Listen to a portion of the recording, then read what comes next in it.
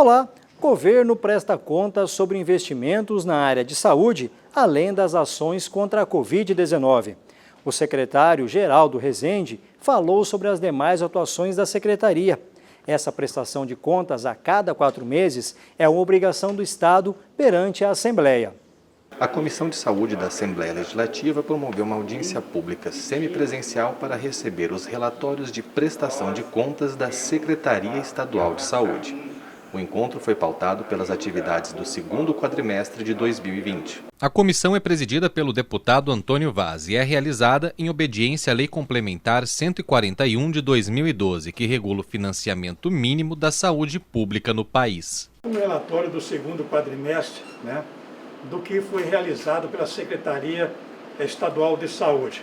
Estivemos aí com o nosso secretário, Geraldo Rezende, e a Vanessa também, que apresentou ali o que o governo tem investido e tem feito durante esse quadrimestre. Isso é muito importante para nós, que nós estamos vivendo uma pandemia do coronavírus, e a participação de todos, principalmente do governo, é muito importante. O governo tem feito a sua parte. Nós também temos que fazer a nossa parte. E através da audiência foi explicado através da Vanessa aí tudo o que o governo tem realizado, o que está sendo aplicado, o que nós estamos fazendo, parceria entre os poderes, Ministério Público Estadual, Assembleia Legislativa, através do nosso presidente também, Paulo Correia, através de todos os deputados, e através também do Executivo, nosso governador, e a Secretaria de Saúde do Estado, através do nosso secretário Geraldo Rezende. Todos estão ali trabalhando afinco para vencer essa pandemia. Representando o Executivo Estadual estiveram o secretário de Saúde, Geraldo Rezende, e a coordenadora de Planejamento da pasta, Vanessa Prado, que detalhou o relatório elaborado por sua equipe técnica. Um documento que serviu como parâmetro para o relatório foi o Guia Orientador para Enfrentamento da Pandemia. A coordenadora explica sua função. O Guia Orientador ele é um programa, é um projeto do Ministério da Saúde, em parceria com outras instituições.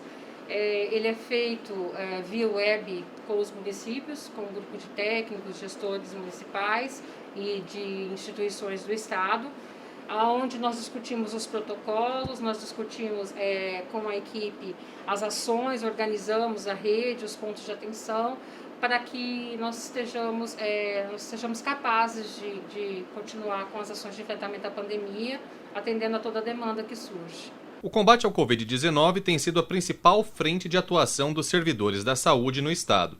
O relatório aponta, por exemplo, que nos 2 primeiros quadrimestres já são mais de 87 milhões e 400 mil reais destinados à prevenção, contenção e mitigação do novo coronavírus. Nós continuamos com a habilitação dos leitos, continuamos com as ações de apoio para os municípios, para os gestores municipais, continuamos com a distribuição dos equipamentos, dos insumos para as drive-thrus, para os municípios, para as unidades hospitalares. Fortalecemos também a ação da barreira sanitária. Você viu que nós demos destaque também para enfrentamento nas áreas da população privada de liberdade, nas áreas da saúde da mulher, da saúde do homem, os protocolos, o guia do Covid, um trabalho bastante forte que as áreas técnicas desempenharam para o apoio aos municípios no enfrentamento da pandemia. Um olhar de toda a equipe, apesar do momento, de garantir e assegurar o acesso da população à saúde do Estado, no nosso Estado. Pessoas com deficiência visual ganham um novo direito no Estado. Diplomas emitidos por instituições de ensino deverão, obrigatoriamente e gratuitamente, fazer sua impressão em braille.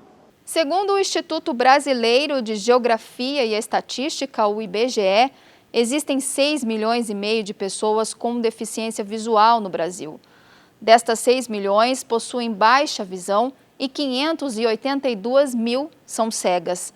Esses dados motivaram o deputado Lídio Lopes, do Patriota, a apresentar um projeto de lei que agora foi aprovado pelos demais deputados, que obriga as instituições de ensino público e particular do Estado a emitirem ao aluno com deficiência visual o diploma em Braille após a conclusão dos níveis fundamental, médio e superior. É um trabalho que nós apresentamos devido ao grande número de pessoas portadoras de deficiência visual, não só no Mato Grosso do Sul, como em todo o Brasil. E isso nos estimulou a apresentar este projeto. São mais de 6 milhões de pessoas portadoras de deficiência visual em todo o país. Em Mato Grosso do Sul, não fica longe dessa média. Por isso, nós apresentamos para que os estudantes de ensino fundamental, ensino médio e universitário recebam, então, o seu diploma no sistema Braille. A possibilidade dos diplomas e certificados emitidos por instituições de ensino serem concebidos através do conceito de desenho universal, levando em consideração as especificidades de uma pessoa com deficiência visual que utiliza o Braille como mecanismo de acesso à informação, representa muito mais do que apenas a autonomia dessas pessoas utilizarem-se das informações que estão contidas ali naquele documento. E principalmente significa um reconhecimento saudável da diferença, onde grupos minoritários passam a ser reconhecidos como parte daquele meio social, no caso em questão, o meio acadêmico e da educação. Vale destacar que a inclusão é um direito de todos e, por isso, o aluno com deficiência visual que solicitar o diploma, a instituição não poderá cobrar nenhum valor a mais por esse serviço. Em relação aos documentos acessíveis, é muito importante as pessoas com deficiência ter cada vez mais autonomia para conduzir suas vidas. E um documento em Braille vai tornar essa pessoa com maior autonomia. Às vezes, você está na sua casa, não tem alguém próximo de você para ajudar você a encontrar um documento que você precisa naquele momento. E a partir do momento que você tem esse documento de maneira acessível, que você possa ler, você mesmo encontrá-lo, é muito importante, auxilia bastante a autonomia das pessoas e elas podem se tornar mais independentes e realizar as suas trabalho do dia a dia da melhor maneira possível. Fiscalização em asilos deverá ser feita com atenção redobrada pelos órgãos. A determinação vem de projeto de lei aprovado na Assembleia. Deputados estaduais aprovaram na sessão de 26 de novembro 3 projetos em segunda discussão. Dentre eles está a proposição de autoria do deputado Marçal Filho, do PSDB, que estabelece intensa fiscalização em instituições de longa permanência para idosos durante o período da pandemia da Covid-19. Aquelas que estão que estão sofrendo mais nessa pandemia, né? As pessoas que infelizmente estão perdendo suas vidas devido à Covid-19. As pessoas que estão tendo que ficar isoladas. Imagina só uma pessoa idosa ter que ficar como está hoje, em casa. Complicado, né? Principalmente as pessoas idosas que têm mais energia. E o projeto visa justamente fazer com que haja um critério mínimo de funcionamento das instituições a respeito da pessoa idosa. O texto do projeto prevê regras mais severas na adoção de medidas biosanitárias nesses locais, além de cobrar maior atenção quanto ao monitoramento da saúde dos idosos, qualidade da alimentação e higiene. Olimpíadas da Saúde são criadas e devem estimular jovens a pensar sobre o assunto. Ana Paula Gimenez tem mais informações.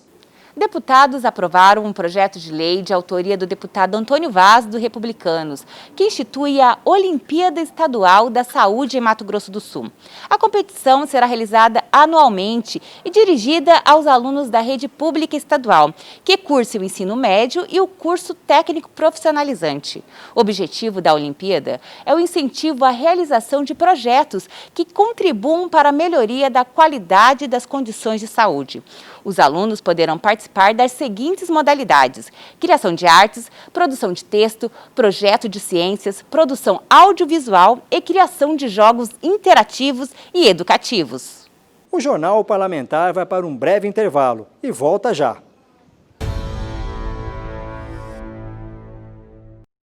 Com as temperaturas e as chuvas em alta, acende o alerta para perigos trazidos pelo mosquito Aedes aegypti. parecido com pernilongo, pequeno e mortal. O mosquito transmite a dengue, zika vírus e chikungunya, além da febre amarela. Na Assembleia Legislativa de Mato Grosso do Sul, foi criada em 13 de março de 2019 a Frente Parlamentar de Enfrentamento à Tríplice Epidemia, como explica o deputado Renato Câmara. A tríplice epidemia já é conhecida de todos nós. A mais conhecida é a dengue, mas existe também a chikungunya e o zika. Todas elas são consideradas arboviroses, que são vírus transmitidos por um mosquito. E o mesmo mosquito que é o Aedes aegypti, que é o vetor dessa doença. Combater o mosquito da dengue é dever de todos nós.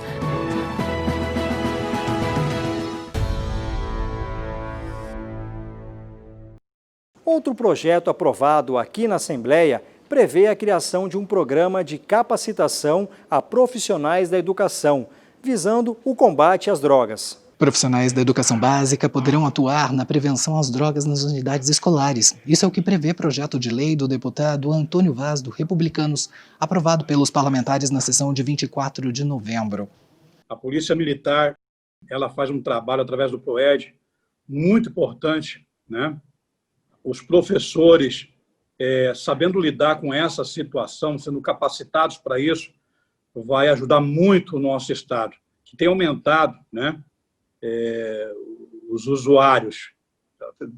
Nós somos aqui um corredor, né, onde passa drogas, e isso seria muito importante para nós. O texto agora segue para a sanção do governador.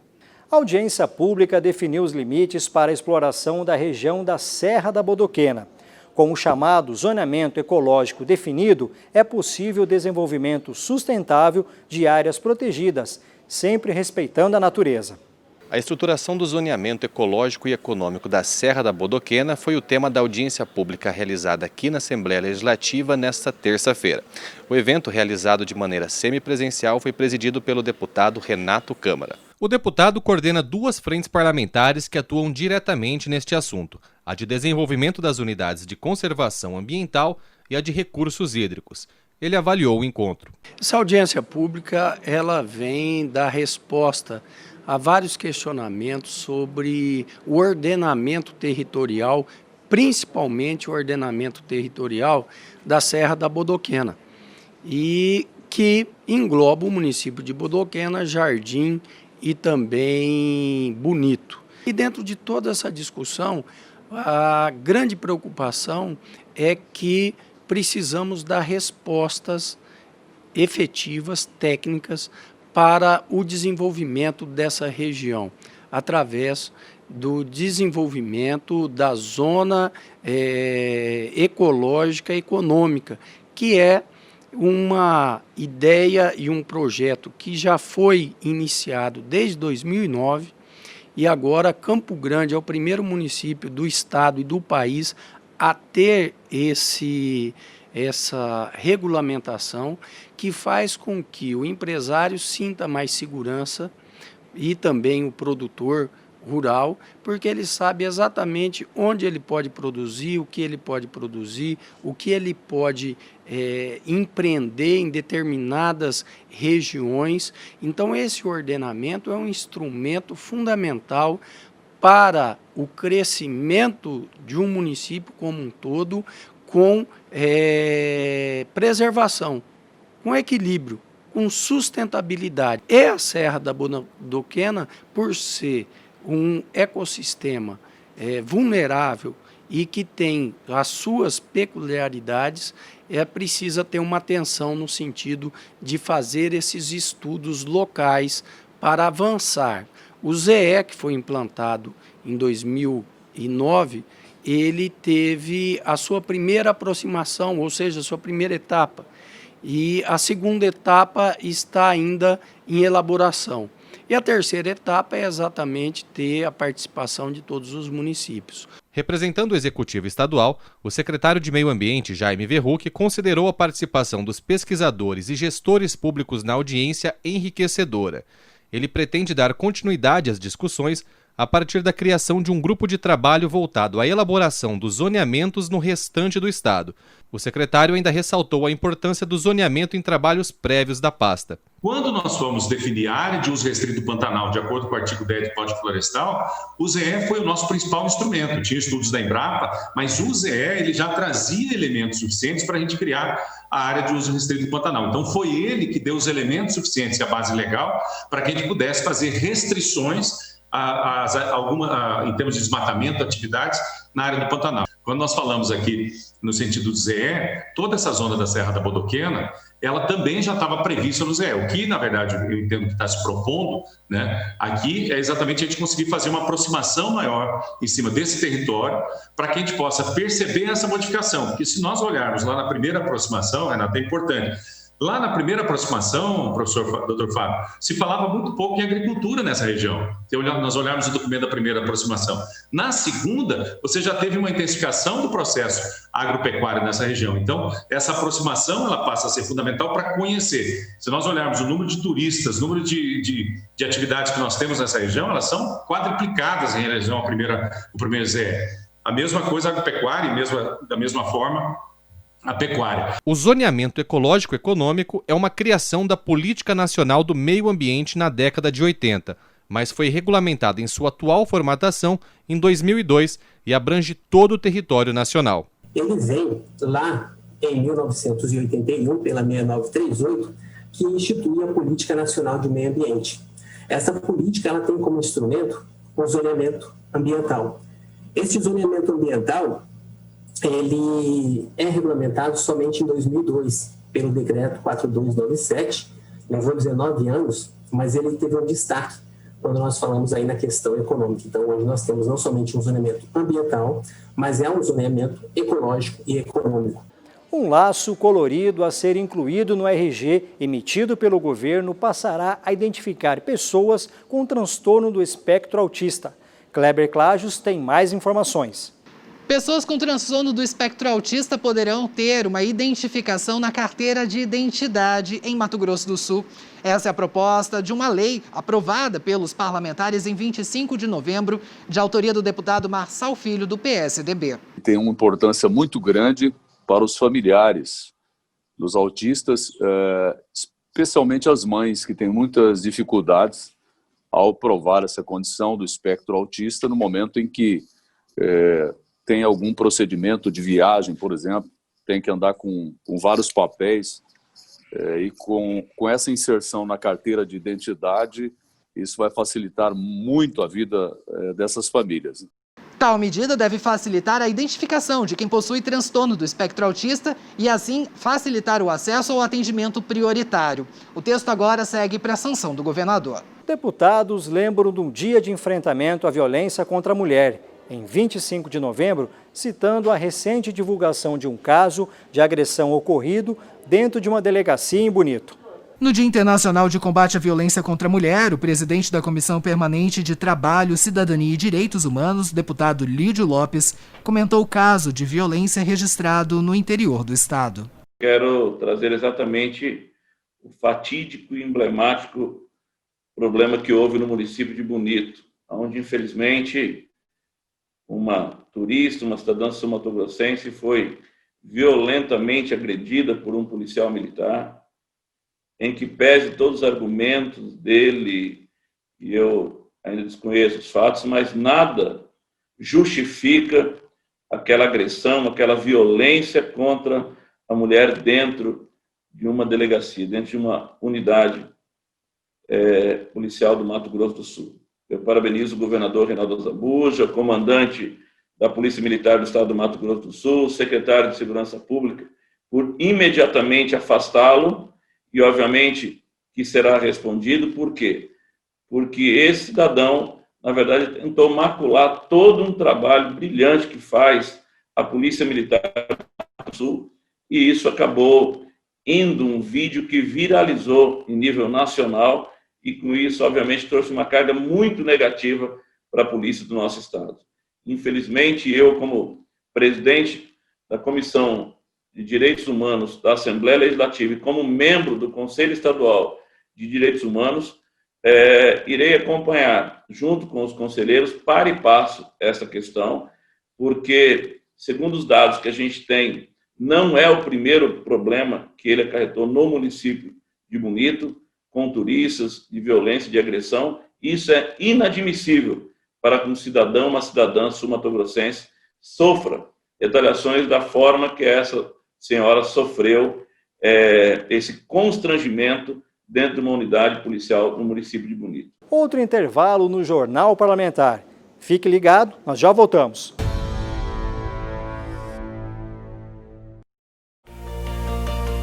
Diante de tantos desafios, você não desistiu. Meio a tantas incertezas, você seguiu lutando. Mesmo com todas as mudanças que foram surgindo, você não parou e a gente também não. A Assembleia Legislativa de Mato Grosso do Sul segue trabalhando por você. Além do repasse de recursos para a saúde dos municípios, aprovamos medidas para ajudar empresas e cidadãos a enfrentarem este momento. Seguindo as recomendações dos órgãos competentes, eventos e o atendimento presencial estão suspensos temporariamente. E as sessões, realizadas por videoconferência, são transmitidas ao vivo. O trabalho continua, porque a luta por dias melhores não pode parar. Assembleia Legislativa de Mato Grosso do Sul.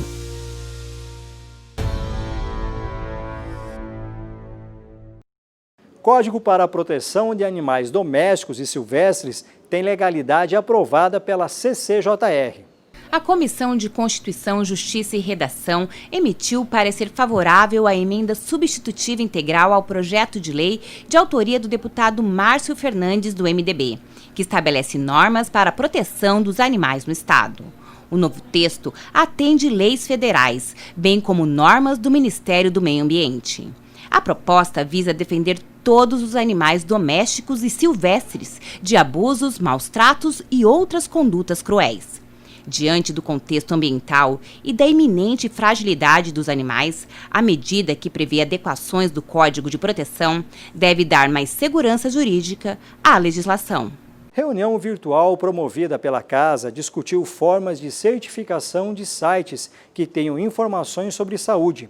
Representantes da Fiocruz participaram da conversa, mediada pelo deputado Renato Câmara.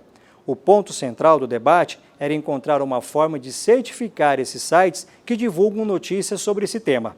Através de um trabalho prévio, a Fiocruz está analisando os sites da Secretaria de Saúde de Campo Grande, de Dourados, de Corumbá e a Secretaria de Saúde do Estado, sob um critério que a Fiocruz desenvolveu para analisar as informações que são publicadas nesse site, se são verídicas e qual o grau de eficiência dessas informações. Então, foi um trabalho desenvolvido e nós agora, a próxima etapa vai ser chamar aqui na Assembleia Legislativa todos os responsáveis por esses sites, onde tem uma pontuação. E quando se consegue uma pontuação adequada, conforme os critérios da Fiocruz, esses sites são certificados e recebem um certificado de qualidade e de eficiência nas informações. Durante a semana, o primeiro secretário da Assembleia, deputado Zé Teixeira, fez um balanço das mais recentes reformas na Casa. As obras garantem mais segurança, modernidade e acessibilidade a quem frequenta a Assembleia. O primeiro secretário da Casa de Leis, deputado Zé Teixeira, do Democratas, fez um balanço dos últimos 2 anos das principais evoluções percebidas dentro da Alemes. Dentre elas estão a continuidade das obras de reforma da estrutura física e também a transparência adotada em todos os processos. Não é um trabalho de 2 anos, isso é um trabalho que se completa 6 anos, porque desde que eu assumi a primeira secretaria na gestão passada, com o Júnior Mock, nós fizemos um planejamento de construir aqui 24 gabinetes novos, 24 não, 22, porque a presidência e a primeira secretaria já estava dentro do planejamento. Isso já estamos chegando ao final, porque já entregamos 16 gabinetes aqui, mais 4 que será entregue até o final desse ano, fica faltando só 2 para terminar. Gabinete moderno, com acessibilidade, banheiro para pessoas de necessidade especial. E fizemos uma reforma geral na casa, porque aqui, uma construção de 40 anos, estava tudo deteriorado. O forro estava deteriorado, a parte elétrica, porque foram fazendo emenda, gambiarra, e nós precisamos de fazer uma coisa bem feita e segura. Toda a parte elétrica foi feita nova. O piso foi feito todo novo, certo? Fizemos a reforma do plenário, de som, de iluminação, as cadeiras foram todas recuperadas. Fizemos em todos os gabinetes já entregues acesso a pessoas de necessidade especial. Fizemos um acesso aqui aos funcionários bem moderno, na exigência do Corpo de Bombeiro, para pessoas de necessidade especial. Fizemos as saídas emergenciais, que aqui não tinha na casa. Nós temos aqui a equipe de licitação. A licitação aqui é feita à luz do dia, com a maior transparência. Aqui nunca houve direcionamento nenhum em nenhuma obra que foi licitada aqui nessa casa. Ao contrário, foi discussões com empresas não boas de qualidade, que pegou o serviço aqui, nós tivemos que suspender o contrato, punir as pessoas por não cumprimento do que foi combinado dentro da licitação. Então, a casa aqui é aberta para todos, qualquer deputado que queira, que vê qualquer contrato que tem aqui de prestação de serviço, de construção, é aberto aí, como é aberta a licitação. O que está planejado, que tem projeto, tem que ser concluído. Você não pode começar uma obra e não concluir ela. O nosso planejamento é, antes de terminarmos o nosso mandato, que é daqui 2 anos, queremos entregar essa casa aqui novinha, para que as pessoas que aqui vêm nos visitar tenham prazer de entrar na Assembleia Legislativa. Faleceu na última semana o ex-deputado Roberto Orro. Ele chegou a presidir a Assembleia nos anos 90. Eu nasci em Aquidauana, meu nome é Roberto Orro.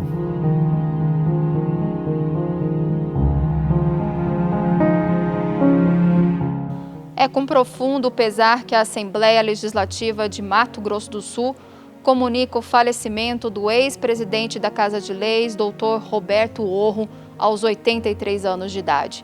A morte ocorreu na noite dessa segunda-feira, dia 23 de novembro, em Campo Grande.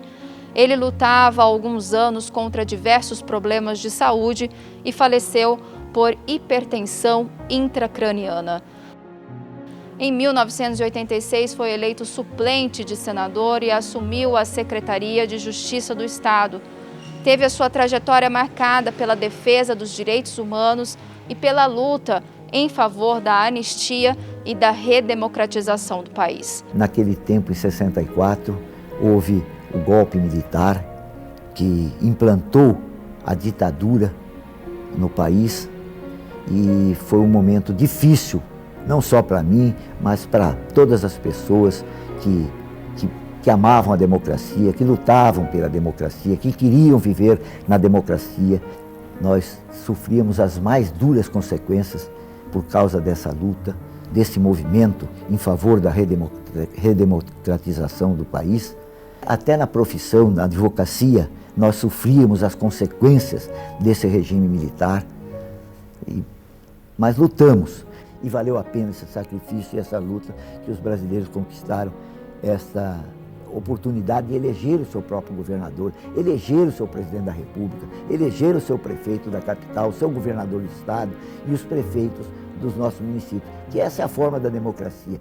Roberto Orro foi deputado estadual por 4 mandatos e presidiu o Legislativo Estadual em fevereiro de 1995 a janeiro de 1997. Fui presidente da Assembleia Legislativa de Mato Grosso do Sul. Ali comecei a implantar, democratizar mais ainda a Assembleia, abrindo espaço para os movimentos, para as categorias sociais, quando faziam na Assembleia, faziam esse evento lá na Assembleia, e eu, como presidente, procurava dar o melhor da Assembleia para que houvesse essas audiências públicas, das categorias que fossem, dos segmentos todos. Então a Assembleia se transformou num lugar de debate. Aqui na Assembleia Legislativa, a última homenagem concedida a ele foi durante a sessão solene que destacou os deputados que promulgaram a primeira Constituição do Estado e também fizeram parte da primeira legislatura da Casa de Leis em 1979. Roberto Orro deixou 2 filhas e um filho, o deputado estadual Felipe Orro, 9 netos e uma bisneta. Se alguém me perguntar hoje, você se arrepende de alguma coisa que você fez? Eu digo de peito aberto, de cabeça tranquila, de que eu não me arrependo. Se alguém entendeu que fosse errado, eu fiz na época entendendo que fosse certo. Então eu procurei seguir a minha consciência, aquilo que eu entendia ser o caminho que eu deveria seguir. E segui esses caminhos. Por isso não me arrependo de nada que fiz.